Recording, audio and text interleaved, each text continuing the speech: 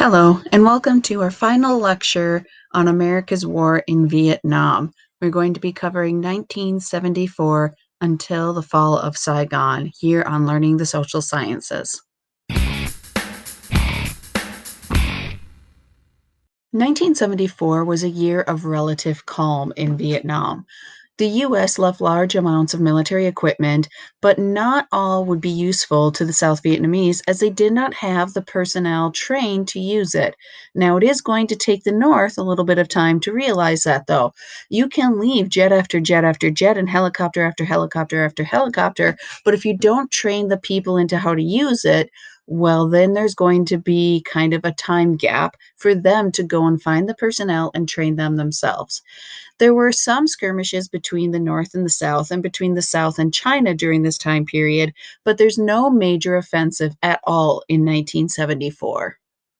What's going on? Well, the North is going and building a oil pipeline and a road network going into the South.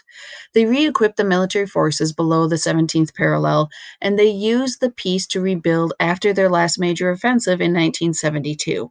They also wanted to make sure that the United States stayed out. If they would go and launch a major offensive in 1974, well, the United States might quickly jump right back in. So they were waiting it out. But they made sure to keep the strongholds and to even take some that they had lost in 1972 in 1974. Now, the United States became a little sidetracked in 1974 from Vietnam. Why? Because Watergate broke out. Nixon made several promises to President Hu, but all of those became obsolete on August 9th, 1974, when Nixon resigned from the presidency due to the Watergate scandal. Congress was now fully in charge as Ford came in and North Vietnam began to plot a new offensive. Congress still approved $750 million in aid to South Vietnam. However, they continually pushed for less and less involvement, including less monetary involvement in South Vietnam. The North was watching and waiting. So, with this reduced aid, the South Vietnamese struggled because the aid was dwindling and dwindling from America. Fuel shortages and equipment shortages began to plague the military. More desertion and poor morale plagued the ARVN forces of the South. And unemployment and inflation went up, and the manufacturing sector became stunted in South Vietnam because the South Vietnamese government, throughout the years that they were receiving aid from the United States and elsewhere, they were not necessarily putting it in to build up a very strong economy. They were kind of using the money to patch the holes in the economy. Well, that's not building a new strong ship, is it? So, in December 1974, the North Vietnamese launched a major attack against the lightly defended province of Pak Long, which is located north of Saigon along the Cambodian border. They successfully overran the provincial capital at Pak Ben on December 6, 1975. Now, the victory spoke volumes to the North Vietnamese. President Ford and U.S. Congress did absolutely nothing, thus proving that they are actually out of the war. So now North Vietnam created a two-stage plan for offensive in 1975 and 1976. 1976 offensive was called Victorious Conclusion of the War. However, what they're going to find out is they don't need to wait till 1976. As 1975 came in, President Ford announced that the U.S. would not have any further involvement in Vietnam.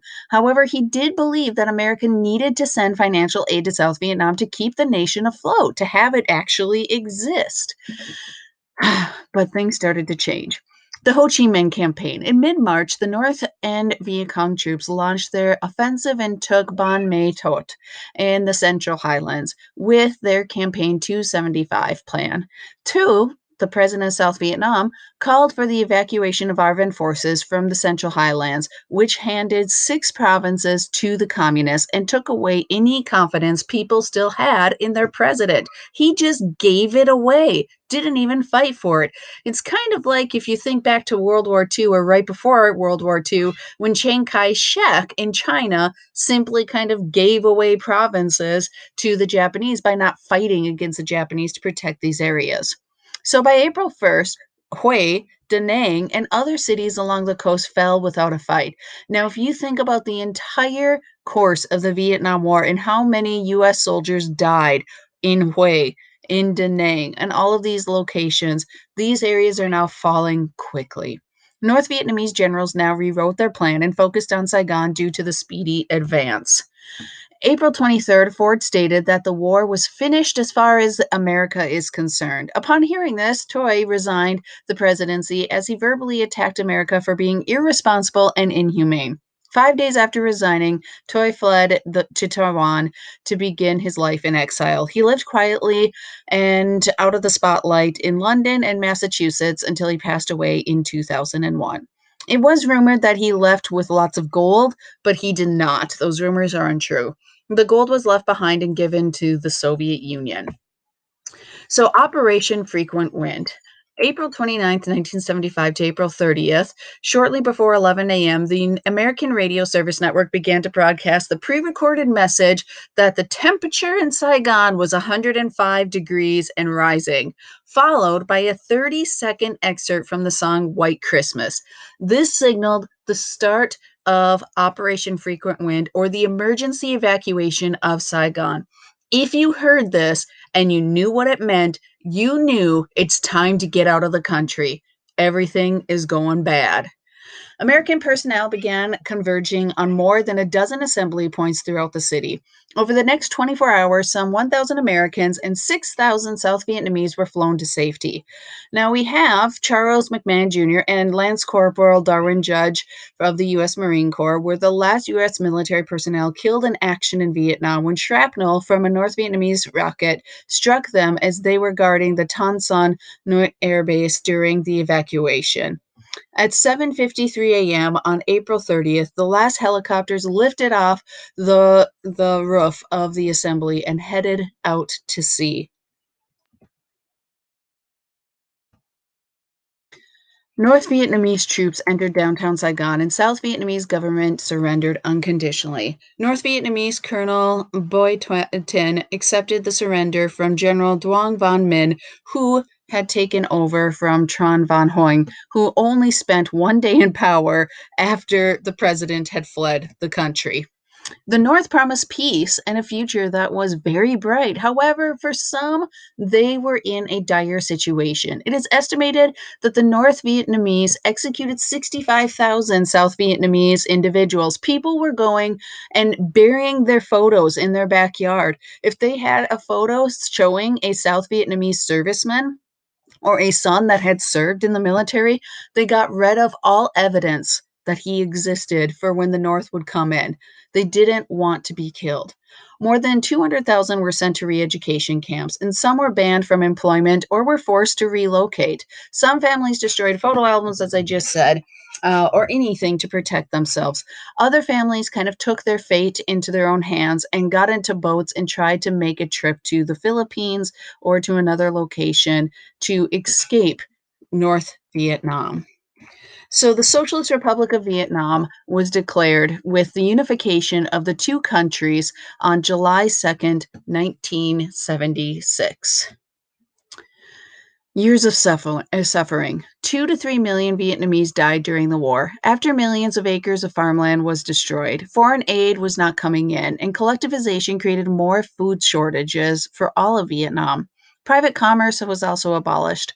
Around 1 million people fled the country, mostly on rickety small boats. They then spent time in squalid refugee camps before finding homes in the United States or other countries around the world that accepted them. If you're from Minnesota, this would be also later on. The Hmong population will be coming into Minneapolis. So the war in Vietnam caused long suffering within Vietnam, but also in Laos and Cambodia, where there was also fighting and bombings. Cambodia had a 5 year civil war that ended on April 17th, 1975, with the Khmer Rouge taking the capital. Pol Pot, who was the leader, declared a year zero when he came to power. He emptied cities and killed roughly 2 million Cambodians as he followed an extremist Mao agrarian egalitarianism. If you were somebody that he would classify as an intellectual or bourgeoisie, you would most likely have died.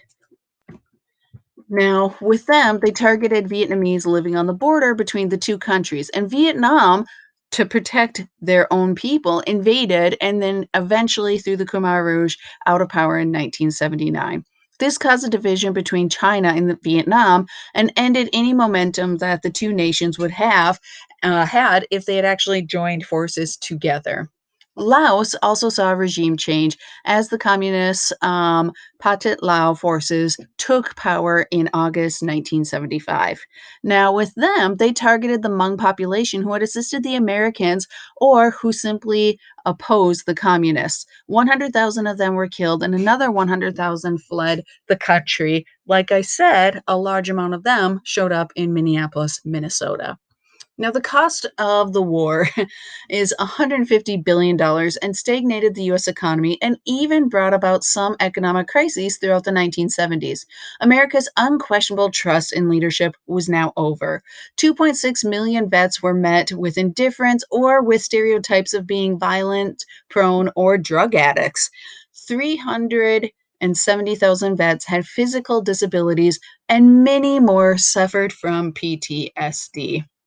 Now, speaking of myself personally, I am, of course, the daughter of a Vietnam War vet who does have PTSD. I've seen it my entire life as I have grown up. I have seen him have flashbacks right in front of me where suddenly he is back in Nam and he is reenacting Nam. He is trying to protect himself. My mother also has obviously seen a lot more as she is there in the early years with my father. I came, yeah, roughly a decade after they were together. So, some things had already kind of calmed down and simmered down in terms of his flashbacks and other moments. So, the Vietnam War left a physical and a mental, yeah, stain on people as they went throughout their lives. And finally, in the 1980s, the Vietnam War Memorial is going to be constructed with Maya Lin's design in Washington, D.C. And that is something that we as a class will be focusing on next week. So thank you very much for listening. Bye bye.